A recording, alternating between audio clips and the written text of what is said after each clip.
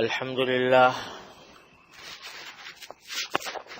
لله نحمده ونستعينه ونستغفره ونؤمن به ونتوكل عليه ونعوذ بالله من شرور أنفسنا ومن سيئات أعمالنا من يهده الله فلا مضل له ومن يضلله فلا هادي له وأشهد أن لا إله إلا الله وحده لا شريك له وأشهد أن سيدنا وسندنا ونبينا ومولانا محمدا عبده ورسوله صلى الله تعالى عليه وعلى آله وأصحابه وبارك وسلم تسليما كثيرا. أما بعد فأعوذ بالله من الشيطان الرجيم.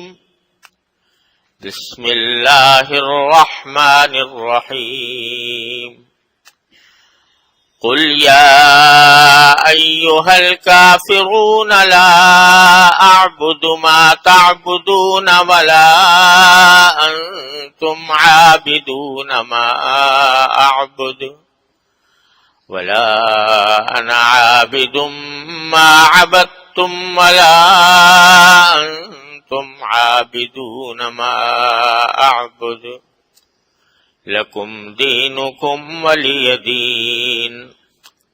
آمنت بالله صدق الله مولانا العظيم وصدق رسوله النبي الكريم ونحن على ذلك من الشاهدين والشاكرين والحمد لله رب العالمین.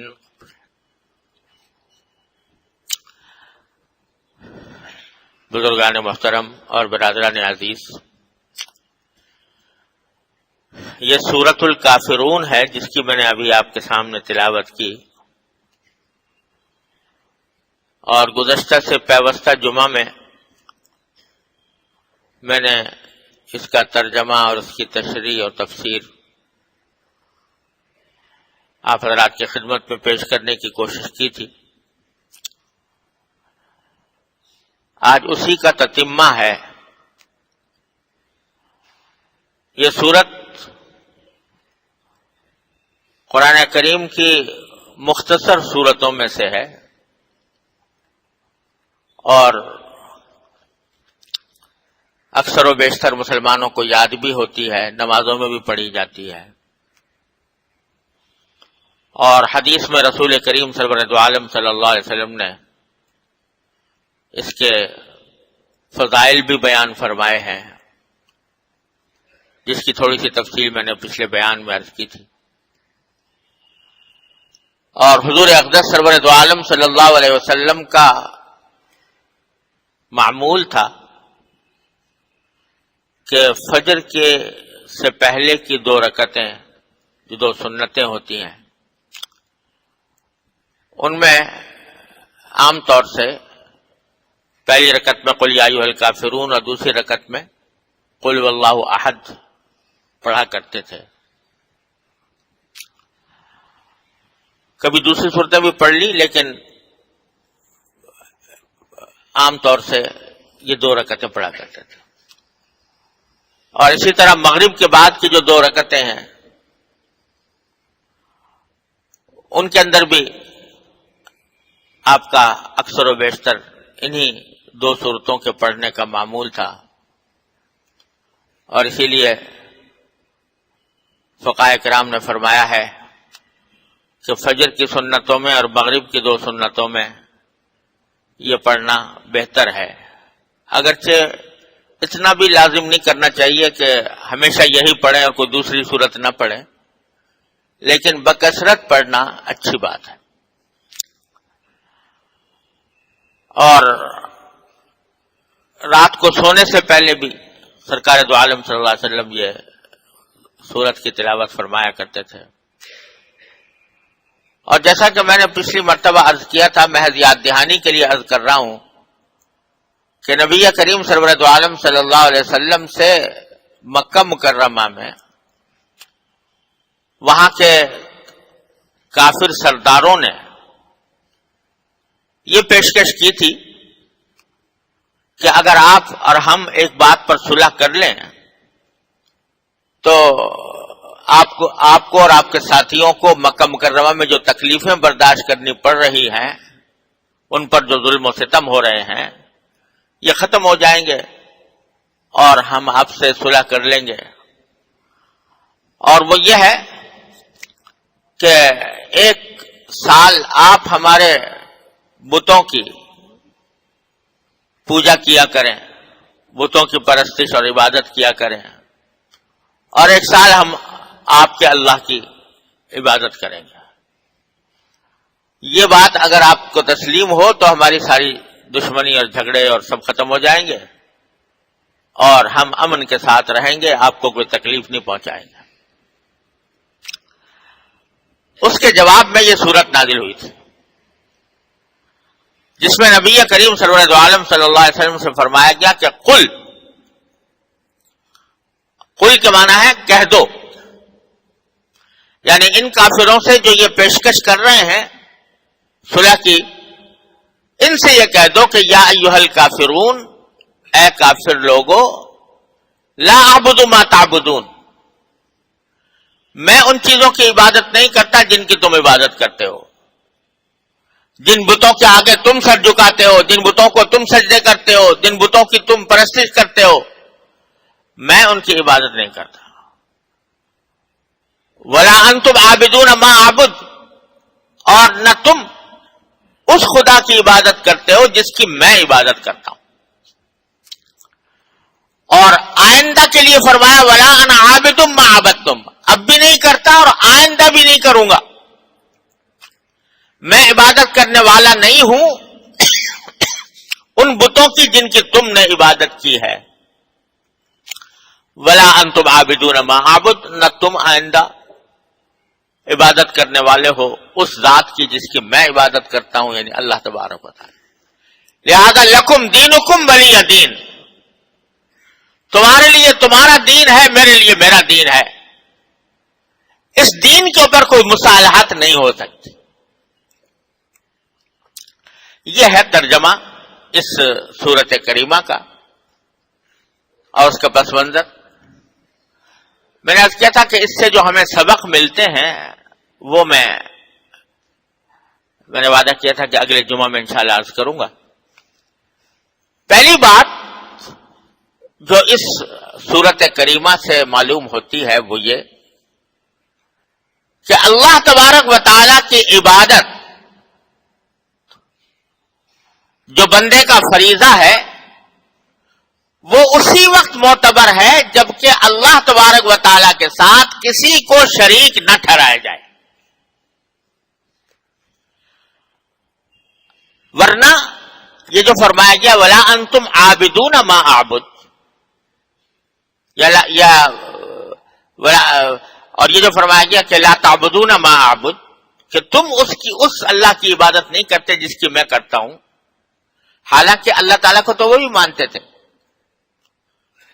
مکہ مکرمہ کے جو کافر مشرک تھے وہ اللہ تعالیٰ کے وجود کا انکار نہیں کرتے تھے اور یہ بھی تسلیم کرتے تھے کہ ساری کائنات کو پیدا کرنے والا صرف اللہ ہی ہے. اس سے انہیں انکار نہیں تھا. اور قرآن کریم میں جگہ جگہ یہ بات فرمائی گئی ہے کہ جب ان سے پوچھو وَلَئِن سَأَلْتُم مَّنْ خَلَقَ السَّمَاوَاتِ وَالْأَرْضَ لَيَقُولُنَّ اللَّهُ، ان سے اگر پوچھو کہ آسمانوں کو اور زمین کو کس نے پیدا کیا تو وہ ضرور جواب میں یہ کہیں گے کہ اللہ نے پیدا کیا. تو اللہ تعالیٰ کو پیدا کرنے والا مانتے تھے اور اللہ تبارک و تعالیٰ ہی کو اس کائنات کا خالق اور مالک تصور کرتے تھے. تو اللہ تعالیٰ کے وجود سے انہیں انکار نہیں تھا، اللہ تبارک و تعالیٰ کے خالق ہونے سے انکار نہیں تھا، مالک ہونے سے انکار نہیں تھا، مانتے تھے.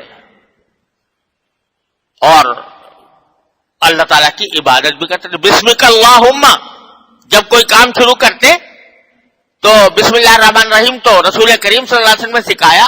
وہ لوگ جو ہیں جب کوئی کام شروع کرتے یا کوئی چیز لکھنی شروع کرتے تو بسمک اللہم، اے اللہ آپ کے نام سے ہم کرتے ہیں. تو اللہ تعالیٰ کو مانتے تھے، اس کی عبادت بھی کرتے تھے اور طواف کرتے تھے بیت اللہ کو اللہ کا گھر مانتے تھے.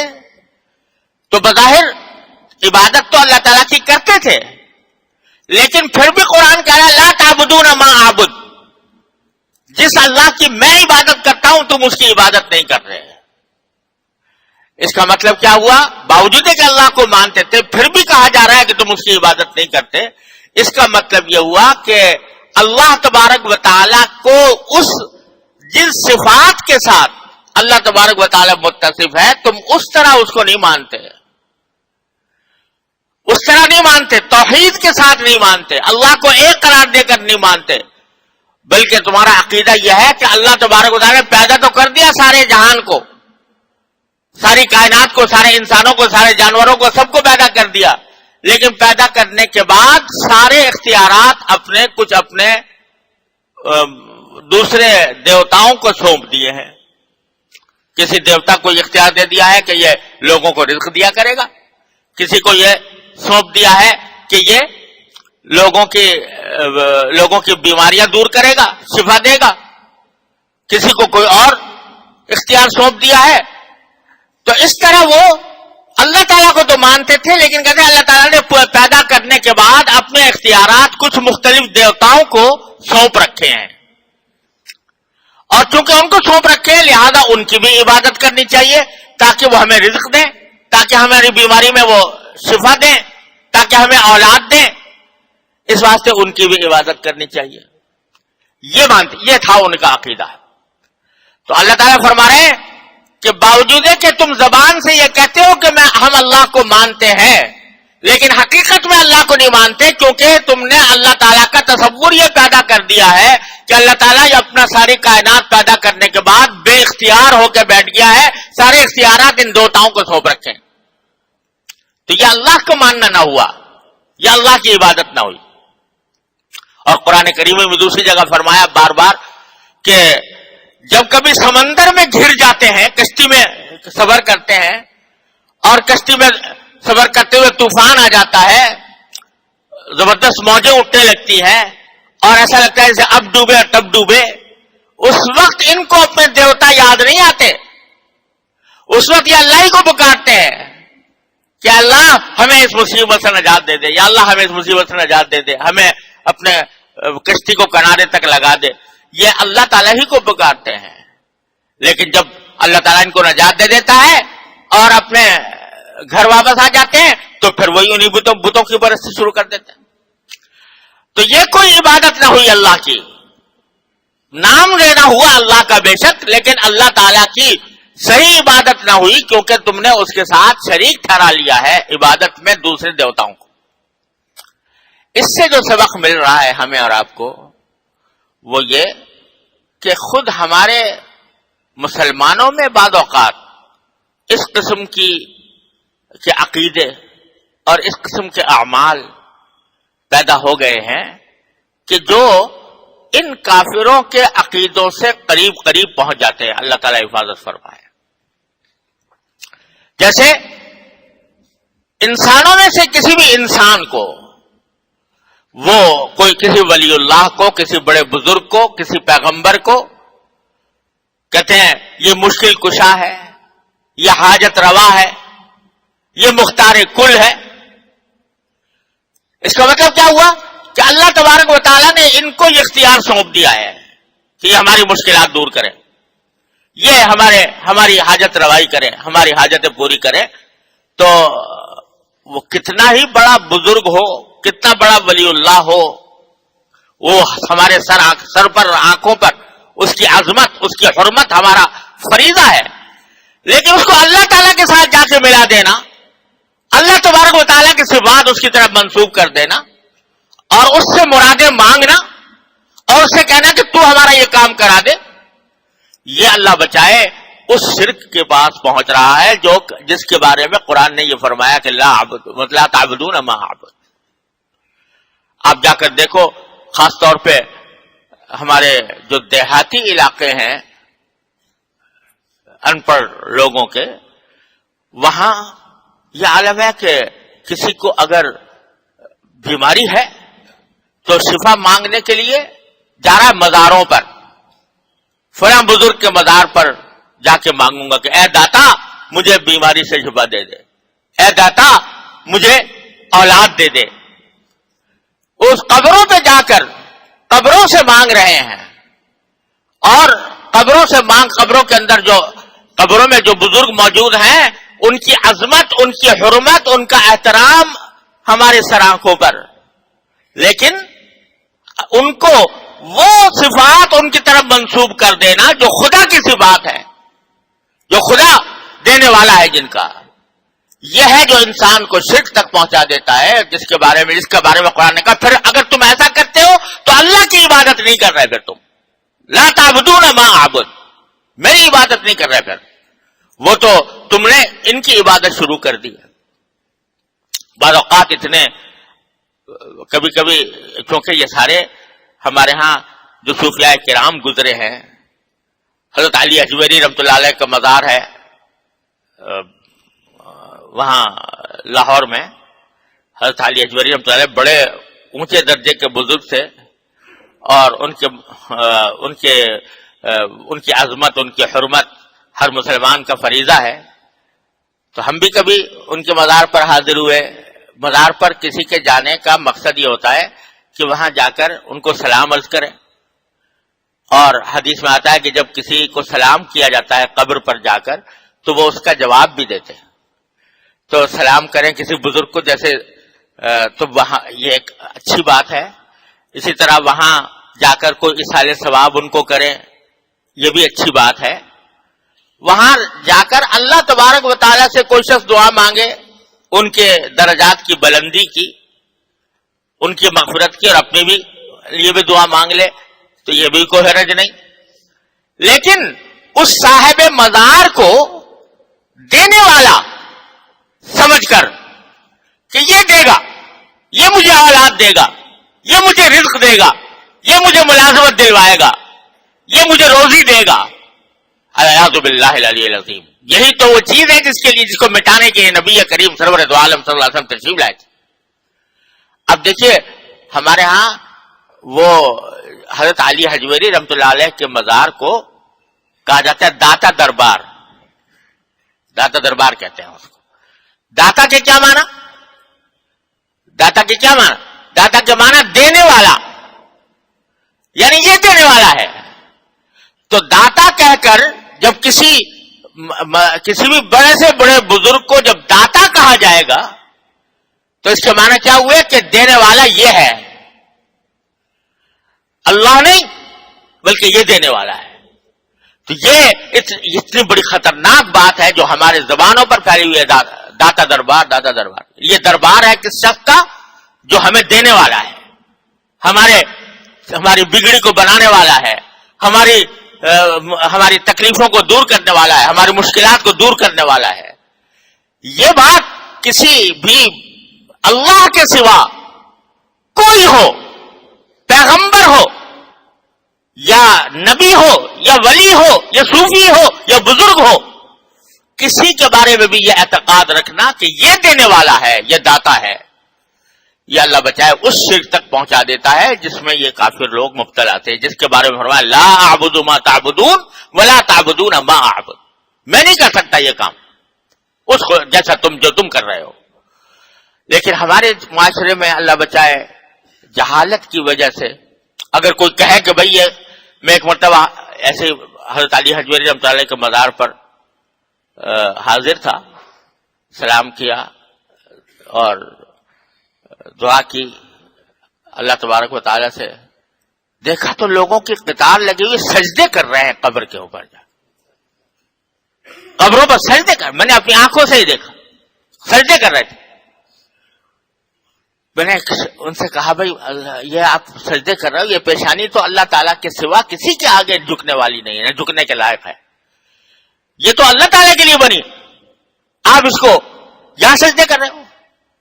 کہتے جی ہمیں تو جو کچھ ملا یہیں سے ملا. تو اللہ بچائے، یہ اعتقاد رکھنا انسان کو اللہ بچائے یہ شرک کی حد تک پہنچا دیتا ہے. اللہ تعالیٰ ہر مسلمان کی اس سے حفاظت فرمائے. ہم جہالت کی وجہ سے یہ سمجھتے ہیں کہ چونکہ ایک بزرگ ہے تو بے شک بزرگ ہے، اس بزرگ کو اگر کوئی کہے کہ ایسا نہ کرو تو کہتے بزرگوں کی توہین کر رہا ہے، بزرگوں کی شان میں گستاخی کر رہا ہے. ارے بھائی بزرگوں کی تعظیم اپنی جگہ، لیکن ان کو جا کر خدا سے ملا دینا اور خدا کے برابر قرار دے دینا، خدا کی صفات ان کی طرف منسوخ کر دینا، یہی تو وہ چیز ہے جس کے مٹانے کے لیے نبی کریم سرور دو عالم صلی اللہ علیہ وسلم تشریف لائے تھے، اور جس کا پورا قرآن جس کے لیے بھرا ہوا ہے. وہ لوگ جیسا میں نے عرض کیا خدا کے منکر نہیں تھے، وہ کہتے خدا نے ان کو اختیار دے دیا ہے. تو وہی بات آج اس طرح کہی جا رہی ہے، اور اس کے بارے میں لوگ ایک پورا ہنگامہ برپا ہے. لوگوں کو کسی ضرورت پیش آتی ہے، فلاں مزار پہ جا کے مانگوں گا، فلاں مزار پہ جا کے مانگوں گا. بھائی یہ بہت ہی خطرناک بات ہے. اللہ تبارک و تعالیٰ اس سے ہمیں بچنے کی توفیق عطا فرمائے. اور یہ ایسی چیز ہے کہ اللہ تبارک و تعالیٰ نے ہمیں جو دین دیا ہے اس میں ہر چیز کی حدود ہیں، ہر چیز کی حدود مقرر ہے. اب بتائیے حضور نبی کریم سرور دو عالم محمد مصطفیٰ صلی اللہ علیہ وسلم سے زیادہ بزرگ، زیادہ افضل کوئی ہو سکتی ہے اس کائنات میں؟ کوئی نہیں ہو سکتا. لیکن سرکار دو عالم صلی اللہ علیہ وسلم کیا فرماتے ہیں کہ لا تطرونی کما اطرت النصارى عیسی ابن مریم. دیکھو بھائی میں جا رہا ہوں دنیا سے، تم کہیں ایسا نہ کرنا کہ مجھے میری تعریف میں اتنے مبالغے کرو، اتنا مجھے آگے بڑھاؤ جیسے کہ عیسائیوں نے حضرت عیسیٰ علیہ السلام کو بڑھا کر خدا کا بیٹا بنا دیا تھا، خدا کے ساتھ شریک کر دیا تھا. تو ایسا نہ کرنا کہ یہ فرمایا کہ نبی کریم سرور دو عالم صلی اللہ علیہ وسلم کا مقام کوئی دوسرا پہچان ہی نہیں سکتا. لیکن اس عظمت مقام کے باوجود اس عظمت کا مطلب یہ تھا کہ آپ نے دنیا کو بتایا کہ خدا کیا ہوتا ہے اور مخلوق کیا ہوتی. تو فرمایا کہ ولا ادری ما یفعل بی ولا بکم، مجھے تو یہ بھی پتا نہیں کہ میرے ساتھ کیا معاملہ ہونے والا ہے آخرت میں، تمہارے ساتھ کیا ہونے والا ہے، لہذا تم مجھے بڑھا کر خدا کے ساتھ نہ ملا دینا. تو یہ جب سرکار دو عالم سیدنا محمد المصطفیٰ صلی اللہ علیہ وسلم یہ بات فرما رہے ہیں اپنے بارے میں، تو دوسرے لوگ جو کبھی کتنا ہی بڑا سے بڑا بزرگ ہو جائے وہ سرکار دو عالم صلی اللہ علیہ وسلم کی خاک پا کے برابر نہیں ہو سکتا. لیکن ان کے بارے میں یہ کہنا کہ یہ حاجت روا ہے، مشکل کشا ہے، مختار مطلق ہے، مختار کل ہے، العیاذ باللہ، یہ انسان کو اسی راستے پر لے جاتی ہے جس راستے پر یہ مشرکین مکہ چلے ہوئے تھے. اللہ تعالیٰ مسلمانوں کی حفاظت فرمائے. تو سب سے پہلا سبق یہاں پر اس سے مل رہا ہے لا تعبدون ما اعبد. فرمایا اے کافرو تم اس خدا کی عبادت نہیں کرتے جس کی میں کرتا ہوں، حالانکہ مانتے تھے وہ اس خدا کو. کیوں؟ اس لیے کہ انہوں نے کیا رکھا تھا کہ خدا نے اپنے سارے اختیارات بندوں کو دے دیے. تو اللہ بچائے اس عقیدے سے. اللہ تبارک و تعالی مسلمانوں کو اس سے محفوظ رہنے کی توفیق عطا فرمائے، اور ایسے ہر شائبے سے اپنے آپ کو بچایا جائے جو شرک کا شائبہ ہو. دوسرا سبق اس سورت کریمہ سے ہمیں یہ مل رہا ہے کہ صلح اچھی چیز ہے، مصالحت اچھی چیز ہے، لیکن اسی وقت اچھی ہے جبکہ اپنے اصولوں کو قربان نہ کرنا پڑے. اگر کوئی مصالحت، کوئی صلح اس کی ان شرائط پر ہوتی ہے جس کے ذریعے اپنے دین کا نقصان ہو رہا ہے یا دین کی قربانی دینی پڑ رہی ہے یا دین کے شریعت کے کسی حکم کی قربانی دینی پڑ رہی ہے، ایسی صلح کسی مسلمان کے لیے قابل قبول نہیں. حضور اقدس صلی اللہ علیہ وسلم صلح کے قائل تھے. آپ نے بہت سے یہودیوں سے صلح کی مدینہ منورہ میں، حدیبیہ کے موقع پر مشرکین مکہ سے صلح کی، قرآن نے خود فرمایا وَإِن جَنَحُوا لِلسَّلْمِ فَاجْنَحْ لَهَا وَتَوَكَّلْ عَلَى اللَّهِ، اگر یہ کافر لوگ صلح پر آمادہ ہوں تو تم بھی آمادہ ہو جاؤ صلح کے اوپر، لیکن صلح کبھی اس شرائط کے اوپر کہ جس کے نتیجے میں انسان کا دین مجروح ہو، وہ کسی مسلمان کے لیے قابل برداشت اور قابل قبول نہیں۔ چنانچہ یہاں یہی پیشکش کی گئی تھی کہ وہ صلح کر لو، ایک سال تم عبادت کرو ہمارے معبودوں کی، ایک سال ہم عبادت کریں تمہارے معبود کی۔ تو اس صلح کو رد کر دیا گیا، لکم دینکم ولی دین۔ پھر اگر تم یہ کہتے ہو تو پھر تمہارا دین تمہارا، ہمارا دین ہمارا، ہم صلح کرنے کو تیار نہیں۔ یہ سبق ہمیں مل رہا ہے کہ اپنی روزمرہ کی زندگی میں بہت سے تنازعات کھڑے ہوتے ہیں، اور ان تنازعات کے اندر بعض اوقات صلح کی نوبت آتی ہے، تو کوئی ایسی صلح جس کے نتیجے میں دین کا کوئی حکم مجروح ہو رہا ہو، وہ مسلمان کے لیے قابل قبول اور جائز نہیں ہے، وہ مسلمان کے لیے قابل قبول نہیں۔ ہاں، جس سے دین کا کوئی نقصان نہ ہوتا ہو، دین مجروح نہ ہوتا ہو، تو پھر بے شک وہ صلح قابل قبول ہے۔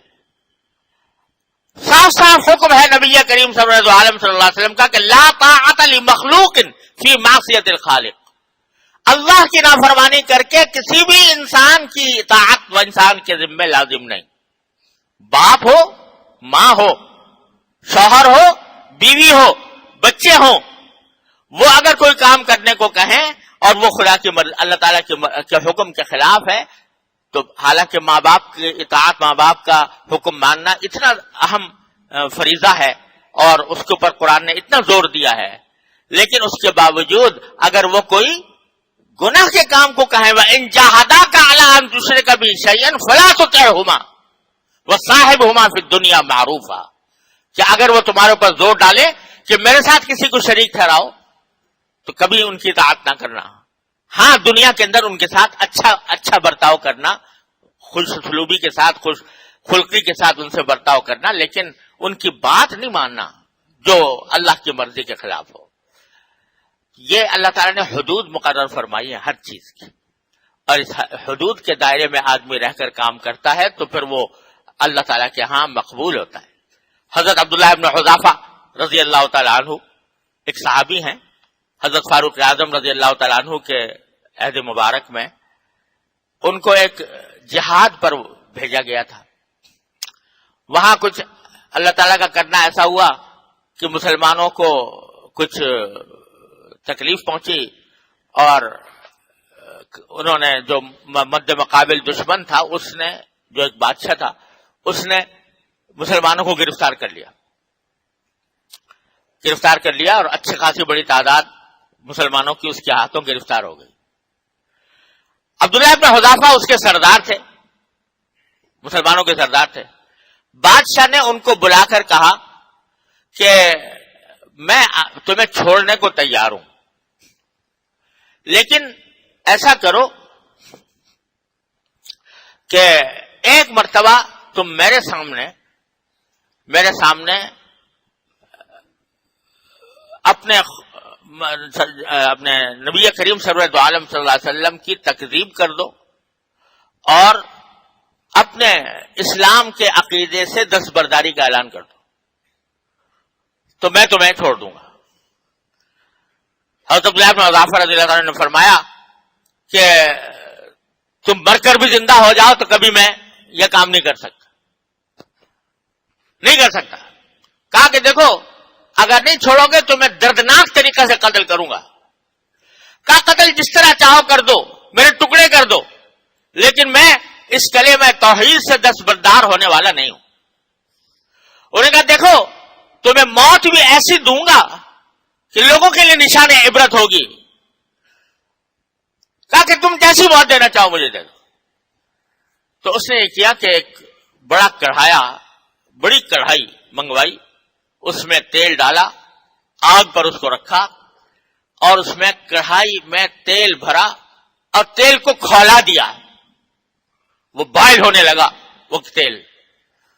جب وہ تیل کھول رہا تھا تو مسلمانوں میں سے ایک مسلمان کو اس نے پکڑ کر اور اس کڑھائی کے اندر ڈال دیا، کھولتے ہوئے تیل میں، آگ کے اوپر رکھے ہوئے تیل میں مسلمان کو ڈال دیا۔ جس وقت وہ وہاں پر گرے تو روایات میں آتا ہے کہ تھوڑی دیر کے بعد ان کا جسم کے اعضاء الگ الگ ہو گئے اور بالکل جل کر راکھ ہو گئے۔